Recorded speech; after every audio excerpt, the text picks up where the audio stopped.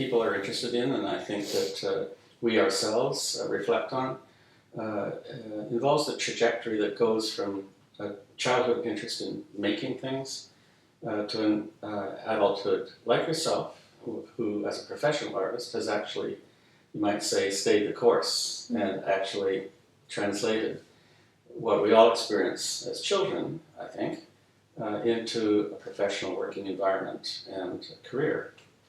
Do you want to talk about that?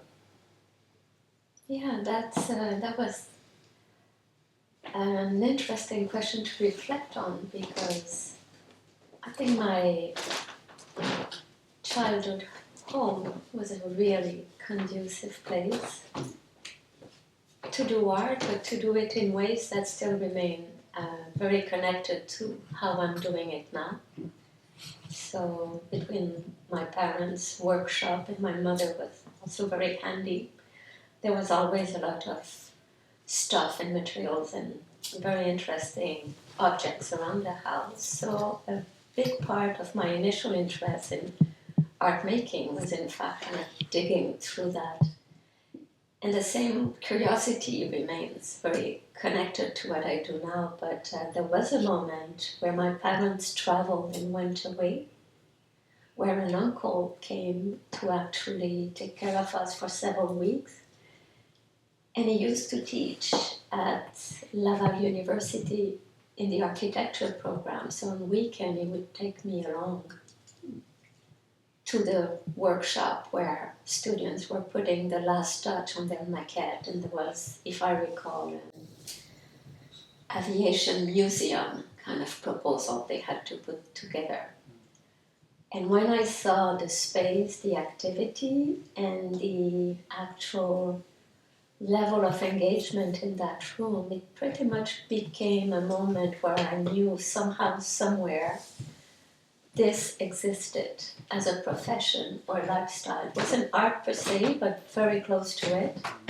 And that moment, I think, was a really kind of important steering of my thoughts and projecting myself in a work environment that would have this kind of workshopping, making, and taking work seriously in what appeared to be an extremely enjoyable environment. So these are, I guess, the recollection that remain for me, the prompting moments of being an artist. And I think you went on to study at Laval, did you? Yeah, correct. So I later on chose to take art, and it slowly made its way to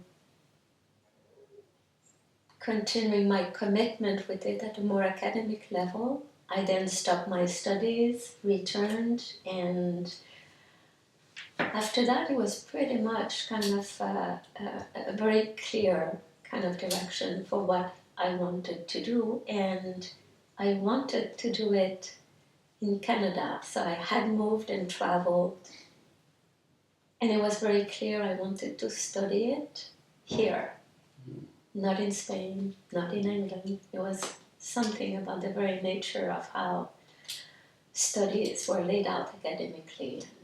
Visual arts and contemporary art was kind of burgeoning at that moment.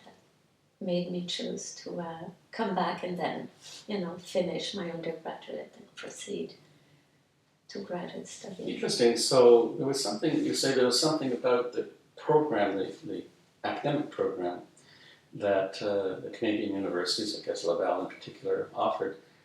And that's interesting because so many people think, well, I should go and study abroad to go to the, I don't know, where the grown-ups are or something like that. Interesting. But you didn't find that. No, actually at Laval I did find, I'd say theoretically, an extremely motivating environment to both work. So the practice was really foregrounding a lot of stuff, but I guess that the context and the faculty that were involved at the time were extremely inspiring and stimulating. And I recall they were sharp at 8:30 in the morning. Their minds were just like, razor sharp, and it became an interesting environment to continue to discover what art was and what kind of critical context it existed within. And that became, I guess, the locking factor for me is when I encounter something very intellectually challenging. And I think you went on to study for your graduate degree at York. Correct. Followed up, changed language, which was a school unto itself. We were at the time where French theory was getting translated and also reinterpreted very much and given a new thoughtful context. So to see how the same text was basically kind of folding itself into a different culture and offering different readings, perspective. I think there was some very interesting learning happening there for me. Of course, that theory was hard to pin down already, so very open to reinterpretation, revisiting of its relevance. I guess that the Anglophone environment was, both in terms of publishing and giving a second perspective on this thinker, was very helpful to me as well. So that kind of launched, I'd say, deeper engagement with the very thinking that had formed my undergraduate studies. And within the context of graduate studies, you can enlist the university at large. So I had interesting philosophy courses helping me out through advancing my practice, and also all of this happening through learning a language, because I came without being really bilingual, but I made my way through it. That's kind of fascinating because you have an amazing grasp of language. Of course, you speak English better than most Anglophones.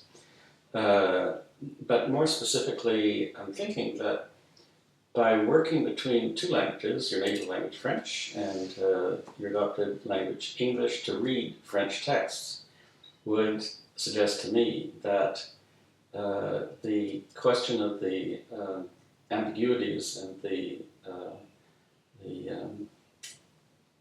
what can I call it? The flow of thought between one language and another, where that flow is interrupted by different cultures and understandings, would lead to a real sense of the play of language, the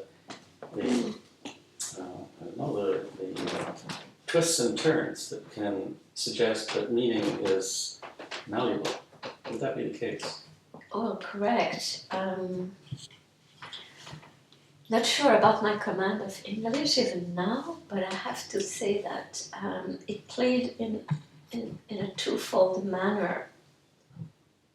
At the level of my work, of identity, at the level of discourse, I did realize, changing language, that it actually rooted in a very deep manner in culture, in what was available through language in those cultures, how one's history may not fully translate in another language. And I became very aware of both the richness and complexity, not only of language, but the very notions that we hold firm within it. So questions of truth, of identity, of certainty around the question of authenticity became deeply challenged and very interesting to reflect on. And that did inform my work to a certain extent. Because I didn't have a full command of English, misunderstanding, lack of means of expressing certain things kind of joined the dance in making this sometimes a rather confusing kind of and humbling exercise. So I have to say, if the texts in themselves that I referred to earlier were not cast in cement either, to have a second opportunity to reflect on them in relation to the culture that was drawing from them. So in the context of an Anglophone culture, I very much enjoyed the fact that many of the publications at the time gave perspective within a series of writers kind of addressing those ideas, but no longer from the original text perspective, but from really opening up to several interpretation of it, or even ideological kind of taking off from it. And that for me was really where things got extremely engaging. And I learned a lot from that in terms of how it could branch and have a second breath and have meanings that were eventually they would have re-emerged even if I had kept rereading those texts in French. But they really came with an added value because of that cultural linguistic kind of context that they were repositioned within. And there was the element of time that was also playing that gives, as we know, perspective as well. So yeah, it was very formative. And if York as an environment had its limit for me at the time, that particular situation helped me totally focus on the importance of continuing to pay attention to the activities that were taking place around these texts and around this theoretical framework. I want to come back to the workshop that you mentioned briefly when you were talking about the trajectory of becoming an artist, and I'm kind of curious what that workshop was. I never found afterwards which one was that room within the university, and since I was studying in another program, but what I recall, and I recall the space had a lot of elevation since the project was around, I believe, asking architecture students to conceive a museum for aviation. That elevation was used for the project in all kinds of ways. So what I recall of that environment was that there were things from ground to ceiling hanging or paused mid-space or put on tables. And I could really see that student had taken not only materially every opportunity of doing their maquette in different materials, but actually using the space to strategize around how they would be somehow encountered or presented. So some of them were literally floating in space, which was fascinating. Of course, the buzz, like the sense of bees are working here, that there wasn't that space, is what remains very vividly part of my recollection.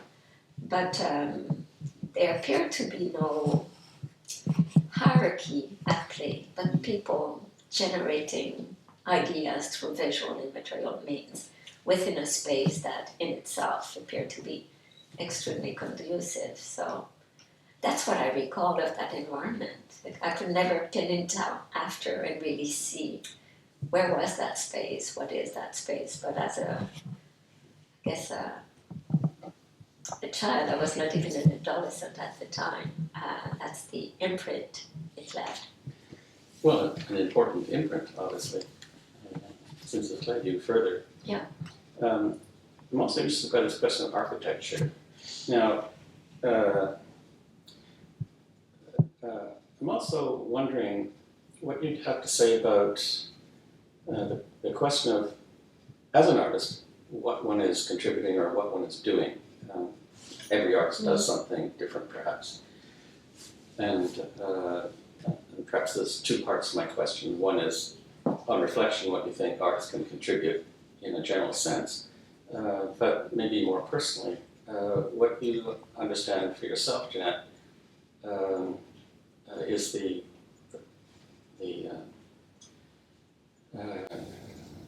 modus operandi, the purpose that you're serving as an artist to bring something to public, to an audience, to viewers. Viewers come to work to find something. And I guess they're coming to work to find what it is the artist can tell them, or what the art itself perhaps can tell them, what it does for them. Any thoughts about, in your own case, what an artist does that a viewer can understand it's telling you something? I think what an artist does is just that. I mean, we put our thinking out there and find form or way in which it's encountered in all the richness of what an encounter can be for the mind, for the body, for the context, for the culture. So what I do is I make things that respond in a way that I hope can have interest for others. And I try to do that, putting my best thinking forward. And what that is sometimes, even for me, difficult to know. So it is the search of that thinking and the best way to strategize how to give it its public moment, which is, as a matter of fact, a very important one for me as well. Not that I want to direct the viewer in any way beyond the work I put forward, but for me to have that moment where the work gets out of my production bubble and actually exists publicly is really the moment where I fully get to see the work as well. So there's a dimension for me that becomes available upon presentation to others. I guess, as Bacht says really well, this is when I come into the work as a guest, and that is a very important part of my practice and keeping going at it. It's taking also that invitation. I want to, if I may, borrow a quote from you. And it has to do with following up on this question of what an artist does, what you do as an artist. You've mentioned that part of your purpose, part of your program, you mentioned that part of your program is to examine the overlooked and elusive relations among objects. And I love that quote, and I wonder if you'd like to talk to it or expand on it. I could. One thing that's most important to my work is the everyday that brings about the overlooked, what we actually cannot pay enough attention to in the humdrum of things. For me, art is really an opportunity to go back there, detain myself and pay attention. And I think this is where objects are extremely useful to me because they allow me and ground me in returning to moments that were in fact not fully decanted, moments that had their reality, their magic, their visible and their hidden dimension, that once you detain yourself and decide to give all your attention to it, continues to deliver. Deliver in ways that time also continues to deliver on these objects. But a big part of my project is to bring forward or foreground things that would be left behind. And it is my modus operandi. It is why I go back to the common, the everyday, the thing that we take for granted. I do believe that they hold a lot more, and that by giving them their moment, their silence kind of breaks apart, and they manage to advance very interesting perspective. So Yeah, and I think I can do that with objects much better than with words or ideas in ways they are for me conducive in ways that no other language is. And I don't know if it is the sensuality, the materiality, the way in which they engage within system and ideas in their own ways, and they actually slow things down to a point where you can perhaps have more of a chance to kind of draw from them.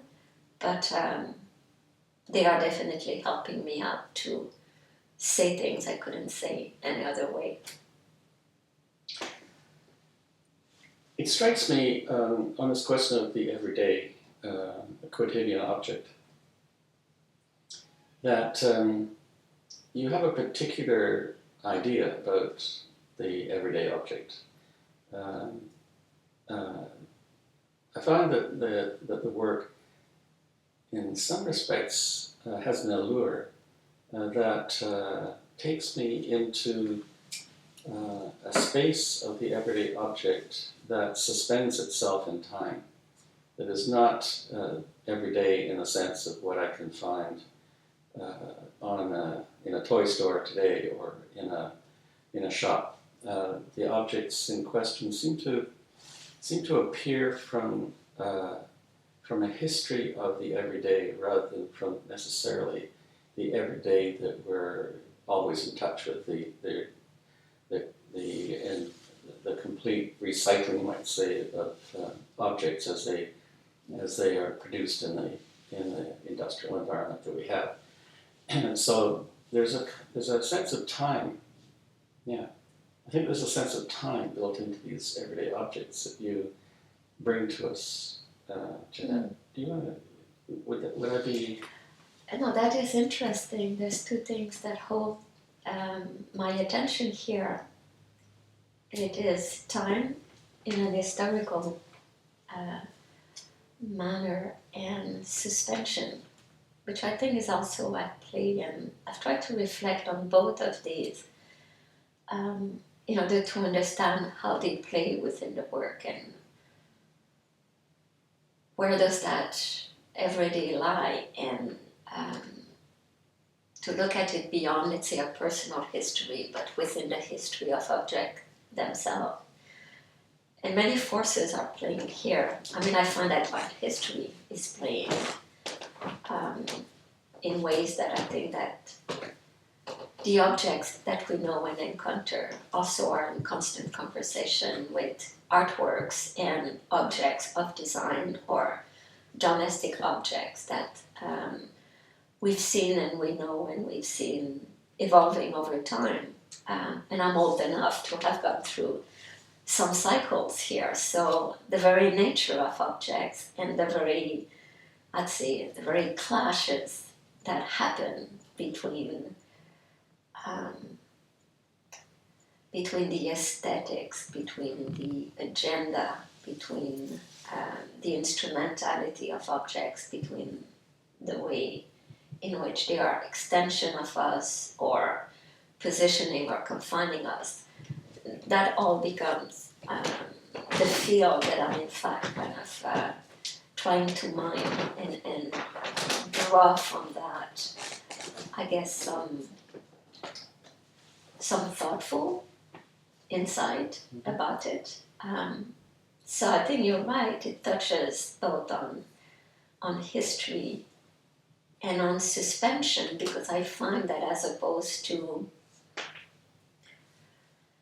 being involved in an act of my objects often gesture and suggest that they're withheld the way a gesture is, which is in fact very different from an action in its suspension, but also in its entering almost a linguistic order. And I see my objects functioning within a linguistic order, and I see them as gesture, operating very much the way language is. I don't know if this answers the question. Very well. And I'm thinking about the recent exhibition that you have at British Contemporary, which is titled By Hook or By Crook. And here we have, of course, an idiom, and here we have language. I wonder if you could talk about that work, the exhibition, thinking about this linguistic connection that you have just raised. You're referring to By Hook or By Crook, or the latest one, which is For the Time Being? I stand corrected. For the time being, yes. For the time being. But either one of them would suffice. Yeah. No, and actually, I think they would both operate. Mm-hmm. Though I'm not sure I can elucidate that. But as the title suggests, and I think that my titles are often the only way I can really cue the reading of the viewer beyond what they will bring to the work, and that speaks to their own expectation as well as their own inclination or engagement with art. I find that the title often is my very last chance to give a vector that will, in fact, if they're interested to see it within the particular framework in which I am releasing the work, titles and exhibition titles are for me very important. And they often try to reposition the work, whether provisionally, because I'm very fine if someone disregards the titles as well. But if they are interested in considering them, I think that I'm trying to use them to reflect, in fact, this complicity with language that I think the work has. I think in this particular exhibition, For the Time Being, the selection of work is in fact pretty much linked to the idea of suspension on the one hand. Many of these works are in fact not touching the ground, which is often almost a signature in my work because it's sometimes wall-based, other time, as of the two last exhibition functioning as a suspension that feigns to be on the ground, but in fact is not. The work in the last exhibition that's called A Rhetoric Without Words is in fact such a suspension that could read almost like a column or a totemic object made of fragments, actually handles and little wire implements that are edify one upon another as they are in fact holding each other from the top down. I'm interested in having work that both position itself within language and challenges the very position within both language and the experience of the viewer. So I guess the works in the exhibition for me are trying to recoup themselves or by a second perspective or a second point of view on that will in fact tell us that the first angle was eminently incomplete, perhaps somehow deceiving, and by repositioning ourselves we are regaining some kind of point of view or agency over the object and its understanding that didn't exist at first sight. I'm not sure again if this answers the question of language, but I guess that challenging both language and language through objects and object to language would be probably what I would say would be the nutshell answer to this question. It's the play between those two systems. It strikes me that, and I don't want to force this thought, but it strikes me that that one senses in that an allegorical dimension, that the nexus between the wordplay that circulates around both the exhibition and the individual works, and the objects themselves could be seen to construct a sense of an allegorical relationship to the world, where objects take on meaning that reflects the needs that we have, and reflects those needs through, if not a literal language, through a sense of language. As we speak to ourselves through those objects, would you think that that might be one of the effects of the... I found this is very interesting reading. It's still beyond me. I'm still kind of... It's definitely something I am not doing consciously, and it feels very good to hear it, perhaps too flattering, because it seemed to suggest that it speaks to others that way, and that's always good to hear. Yeah, I find it a very interesting way of actually reading the work. I can't take credit for doing that on purpose, so I'm humbled here. In any case, it does seem to be, as you know, because you're very well informed in theory and, of course, your understanding of contemporary practices, it does seem to me that that the climate that seems to be exhibiting a real interest, a renewed interest perhaps, in objects, in materiality, even if we use a philosophical term, ontology, seems to in effect offer a dimension for the work that you've been doing that perhaps was not so much present when perhaps one of the main structures supporting contemporary art had a more critical, even Marxist base to it. How do you feel about this question of ontology or objecthood or that is materiality? interesting. It is a question that interests me for many reasons, because my work has been carrying for a long time this investigation of materiality. I mean, what is it and how does meaning relate to this has been really leading my work for decades now.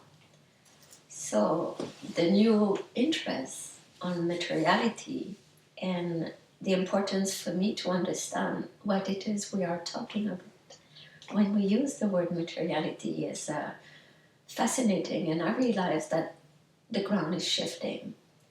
The word remains, but what we mean and how it operates within society has definitely shifted, and there is in the recent attention to it via, whether you call it a new materialism, triple ontology, or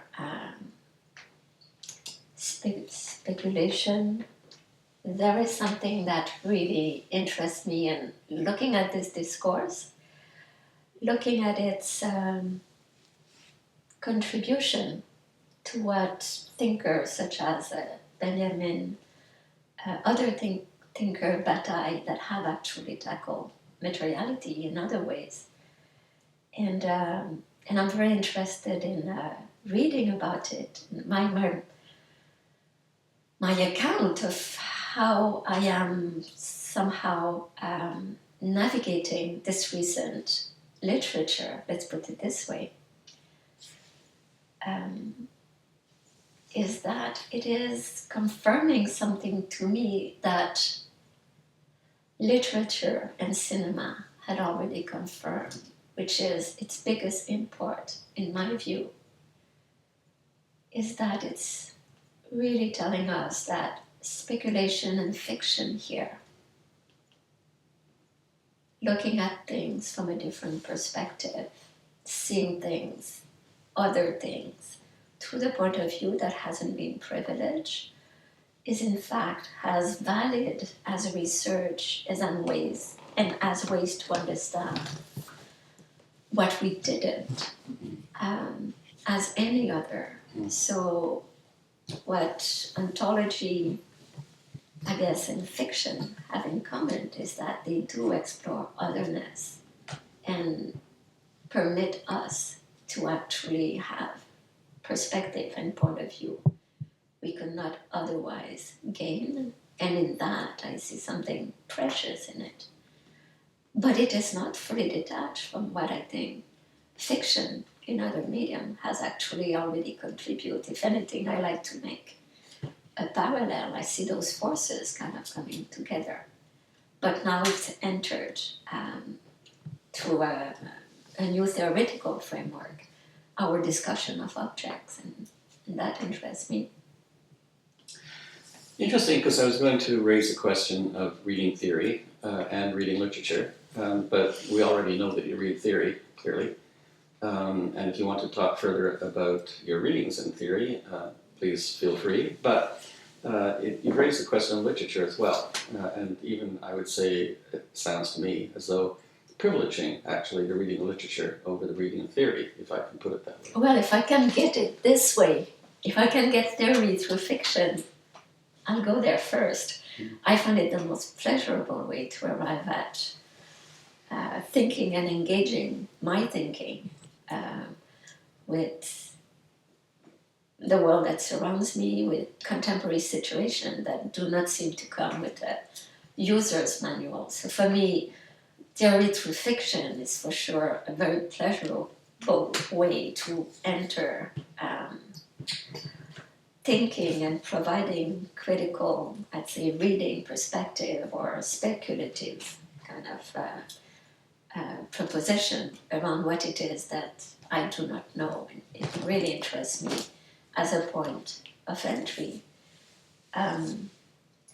Most of the writers I used to read, and I went through cinema before literature. So for me, when I studied cinema, was the liberating force.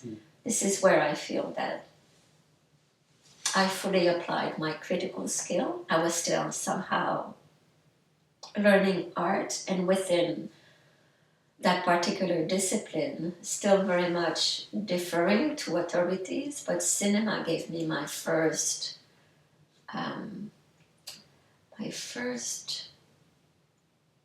conversation with how particular films and authors and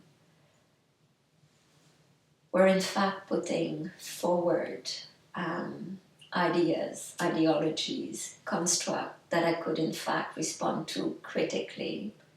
And I guess as I was studying, I had both a sense that it provided a freedom to volunteer opinions and craft positions in regards to cinema. So for me, before literature, cinema became a place where I felt I could respond to artistic objects in a way that very much advanced my own understanding of the world we were living in, of the strategies for breaking through new grounds and so forth. But through literature, the work of Umberto Eco, Roland Barthes, Milan Kundera, those were the author, Italo Calvino, extremely interesting points of entry again to theory through fiction, and very much through sheer enjoyment of the beauties and forces of language. So for me, these were very important author. I'm now trying to make my way in Spanish through Rayuela, which is hopscotch from Julio Cortázar. And I'm feeling the same thing. I'm feeling, okay, this is one of these authors who are going to actually kind of advance here about fiction and intelligent critical insight into how we relate and are somehow inscribed in language. And I'm very delighted to be starting this book. But I take a couple of hours now every morning to read fiction, and it's been good to me, really. Turning to art history, I know that you're well informed, so that's not the issue, Ginette. But perhaps this issue of enjoyment is an issue. Do you enjoy looking back into the history of art, and indeed not necessarily the deep history, but the recent history, Do these similarly afford you pleasure or insight?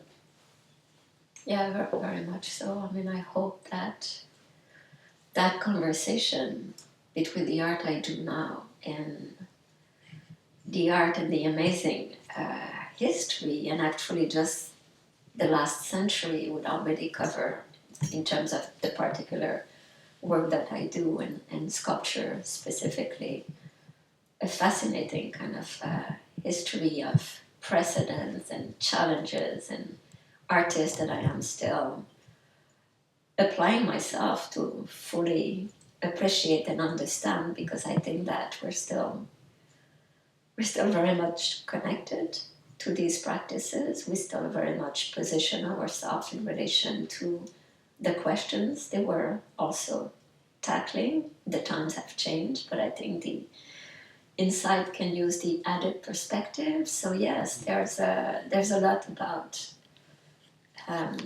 history, the avant-garde, even modernism, with all the hauntings left us with. I find my work is still very much dealing with those ghosts and continuing to try to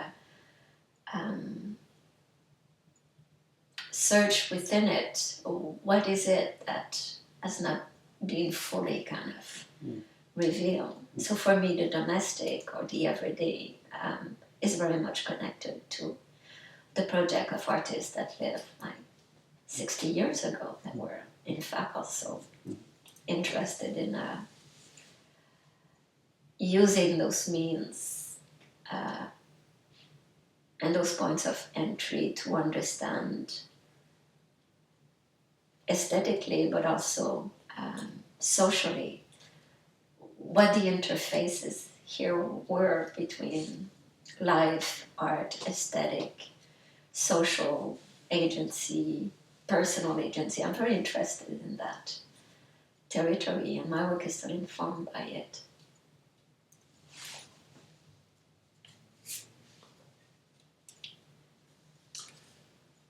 Well, art history, which brings up contemporary history. If one can think of a thing called contemporary history. But in fact, we don't. We tend actually to think in terms of contemporary discourse, a zeitgeist, a dominant discourse, discourses, whatever it might be. And we operate within those, perhaps more than we, at least at this point in one's career, operate in art history. We operate in the discourse. Any thoughts about the discourse or discourses that swirl around us at the moment, and of course, in which you find yourself embedded in one sense or another? I see many different positions being somehow allowed and speaking to each other. So I do see, I guess, geographically, linguistically, I see more than one, and I find that very healthy. And I find this particular kind of contemporary situation unique in that way, that there are many ways to come at art, many types of practices. I think that we know that disciplines have let down, their kind of divides, and we're more and more dealing with a fluid environment around that. But I do not see one discourse. I see many. I sometimes, when I travel, I'm surprised we're reading the same text and we quote the same artist and the same. So sometimes I am wondering, wait a minute, are we in fact, even in this kind of global context, very much narrowing the field to this? So I get some anxiety around that.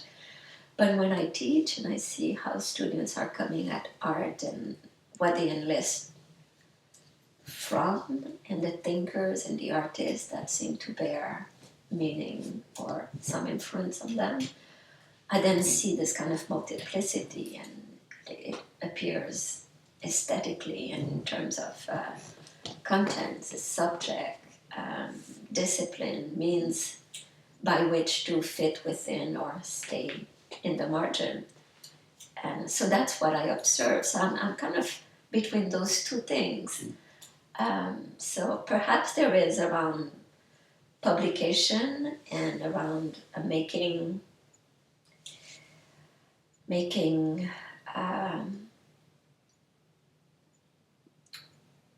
or advancing certain knowledges around art, but perhaps there is at some point a narrowing and we're less aware of the variety and the multiplicity, but I have a sense it is through the medium, the channeling, whether publicity or what gets published online or not, that creates that. And then there's this other sense that no, there is an expansion and there is actually a lot more that can be accessed and that can be allowed.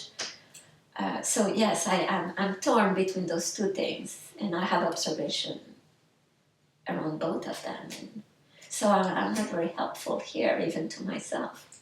I'm lost in the contemporary.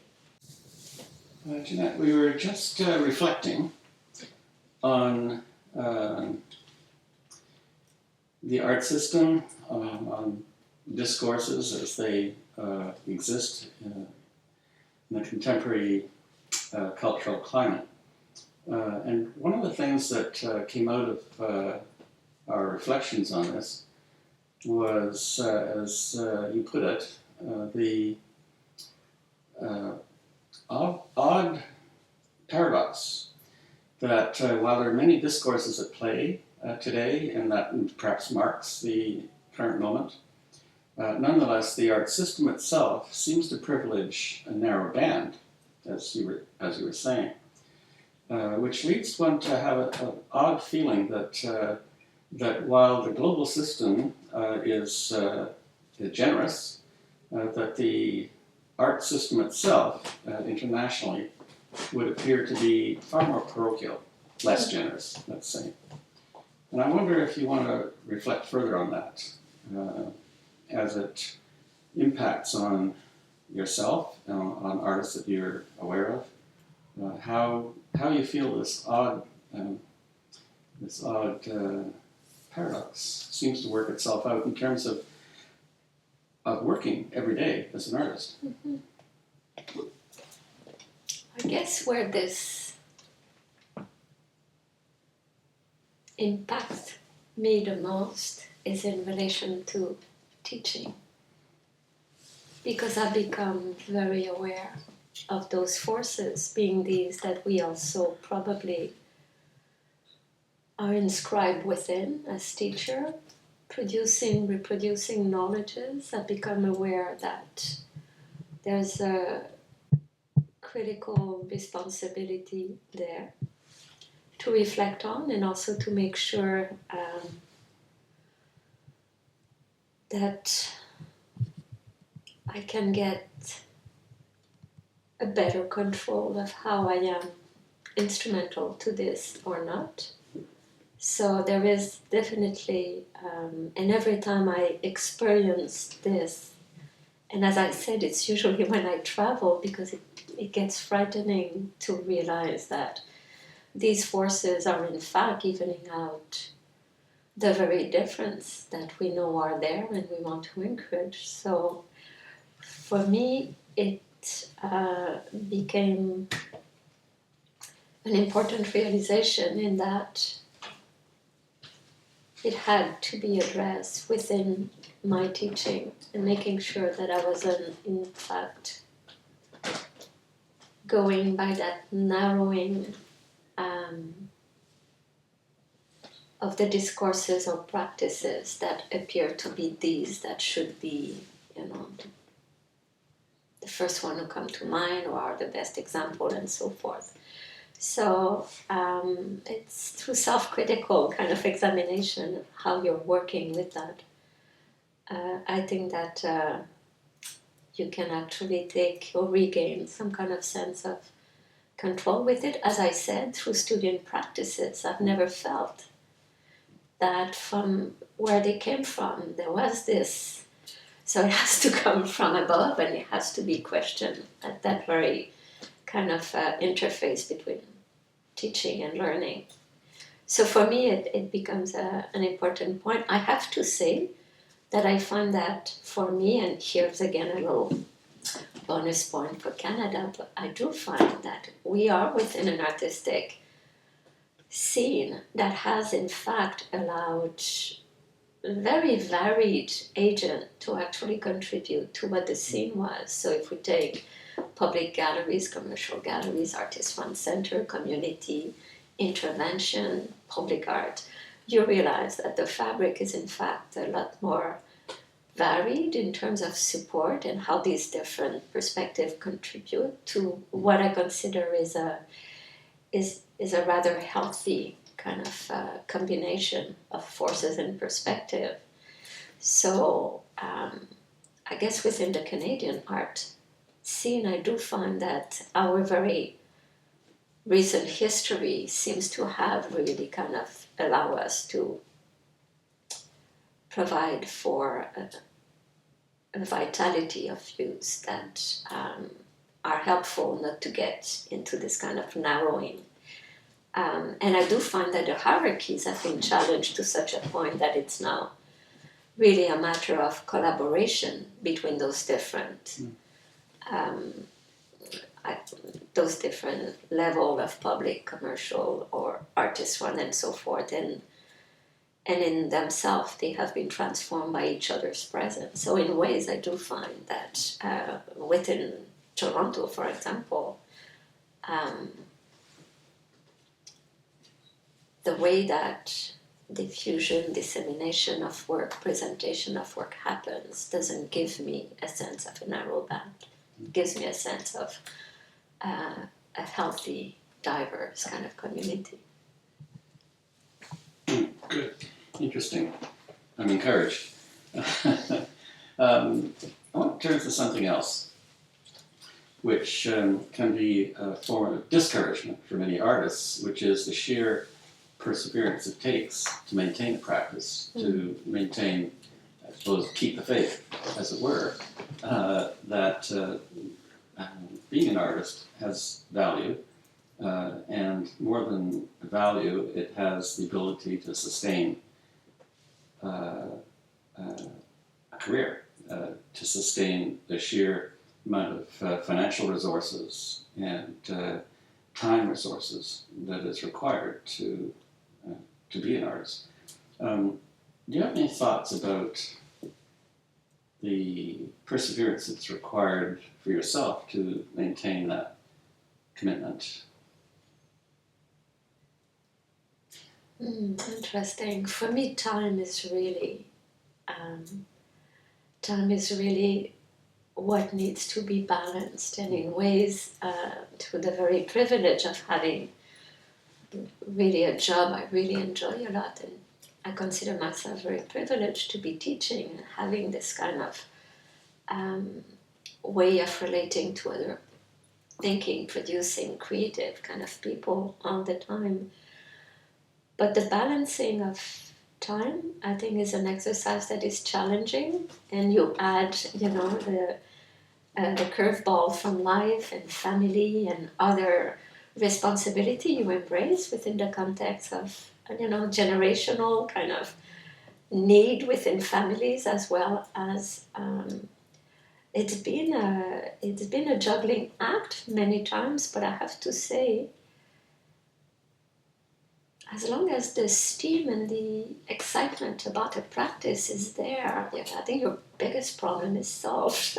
And that's the way I see it. So I really take, I guess, my hope or my faith from the fact that there is, through the practice, a really important qualitative part of my life that is in fact able to take place, and I'm extremely pleased that my life has taken that particular kind of direction.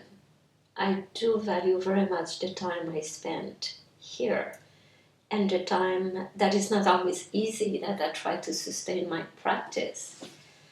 And that gives me the steam or the courage maybe to deal with certain aspects of being an artist professionally that are less within my preferred activities. So it kind of, it does support the effort I have to do things that are a little bit more out of my comfort zone. But again, I think there was an immense amount of chance and luck that have been putting me in a situation where I have a supportive gallery that also stimulates my artistic activity by the sheer kind of quality of the work that they show and they support.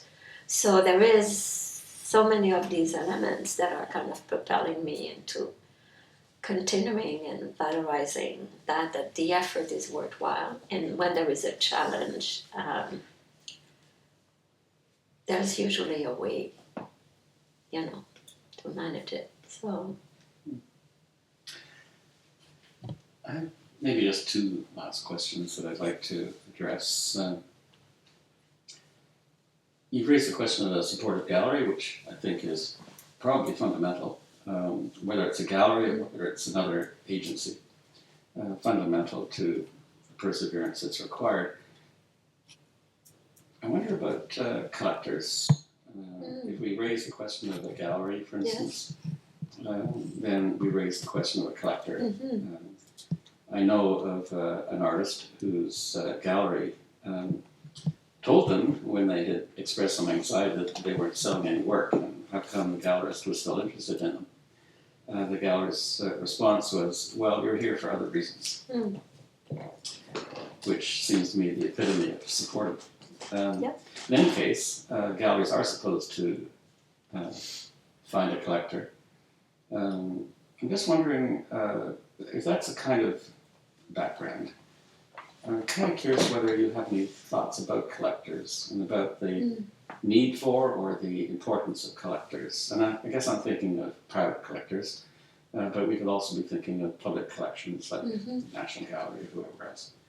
Any thoughts about the collecting base for art as a theory, perhaps, but also as a very personal one in terms of your own work? That is probably an area where I'm less knowledgeable because in some ways my gallery, Robert Birch, has taken that particular task of seeing that the work is in fact seen, sold, and have sometimes been once removed from the collectors. But as of recently, collectors have introduced themselves to me that speaking about the work they purchased decades ago, and that for me has been a very interesting experience to reconnect somehow with people that have at a certain stage decided to acquire work. I get a sense of who they are. By the time I become aware that the work has been on their wall for 30 years, they're already showing me their grown-up kids.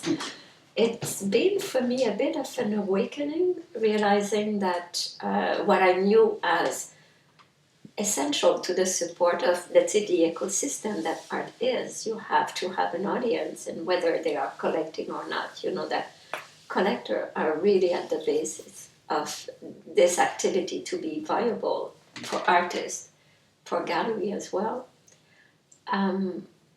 But to embody them within stories and actually have a sense that they live with something for so many years that has, for them, become part of their household is actually a very interesting feeling. And I was pretty touched when I was approached by collectors that have followed the work since and were in fact coming up to introduce themselves.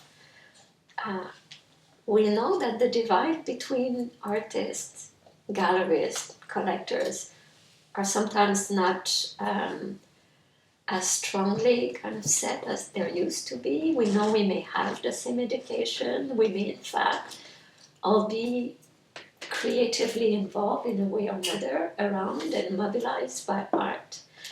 But that's becoming clearer for me now, and my relationship to collectors is still very small, and I probably am not an artist who sells a lot of work.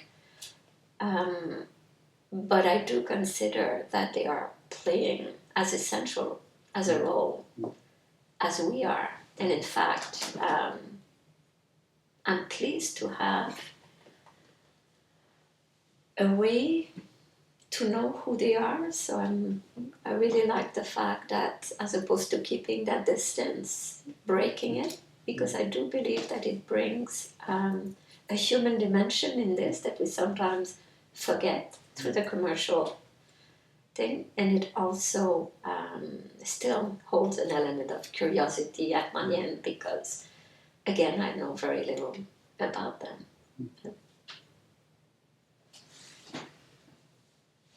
You used the word authentic a few minutes ago in another context, perhaps than the one I'm raising now, Ginette. But it's an interesting word, and it often comes along with questions of originality and such, which are perhaps very embedded in the history of art and the idea of the individual artist. But the word authentic seems to survive, even though it's a bit antique. I wonder if I can reframe the word authentic to another word that is perhaps more amenable to how we think today, and that is the word real, because we live in an environment, a cultural environment, a technological environment, in which reality has been modified, you might say, by virtue of the digital technologies that we have. And some might say that we have a tendency to lose sight of what is real in all of this, and yet we continue to look for it. So what is it we're looking for when we think to ourselves, well, is it real? I want some reality here. Do you have any sense of what real or authentic or fundamental or grounding might be in the current world that we live in? Oh, I like the beautiful term you gave to authenticity, towards the real here.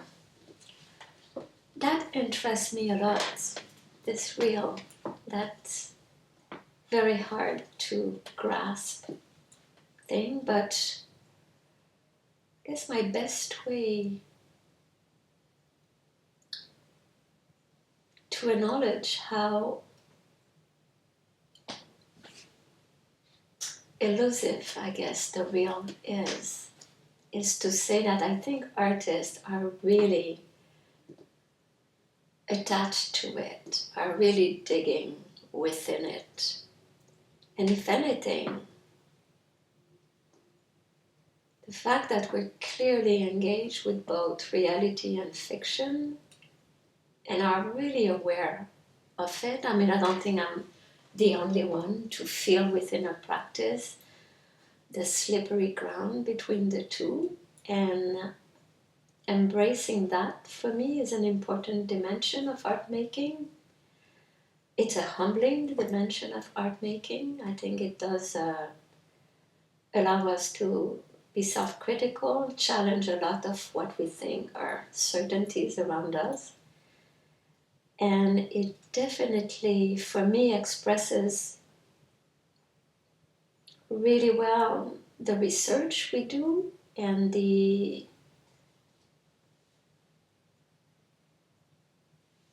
understated way in which we are doing it. And I find that science has come closer to this and becomes more interesting to me within this particular acknowledgement.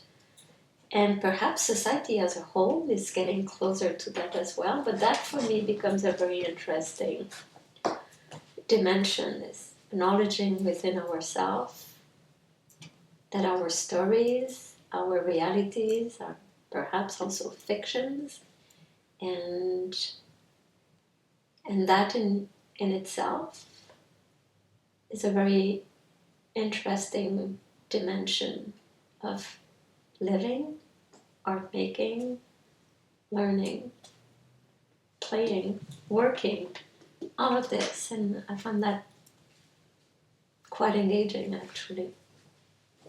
But it's a shifty ground. Yeah.